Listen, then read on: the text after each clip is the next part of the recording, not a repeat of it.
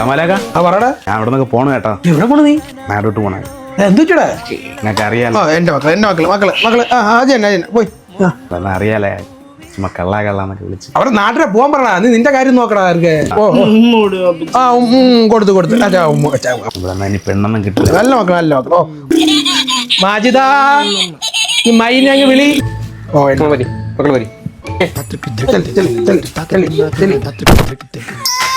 ഇറങ്ങണ്ട കണ്ണന്തിരി പറ്റിയാ എന്തിനാ കയറി തട്ടിയടാ അവനെ പോട്ട് ചെറുപ്പക്കാരൻ.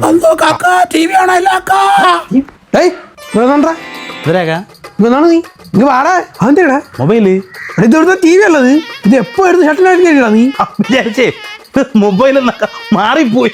ഹലോ അങ്ങനെ ഞാൻ സംസാരിച്ചു ഒരു 5 മിനിറ്റ് കണ്ടിരിഞ്ഞപ്പോ നീ സത്യമായിട്ട് ഞാൻ വിചാരിച്ചത് മൊബൈലെന്ന് വിചാരിച്ചേ.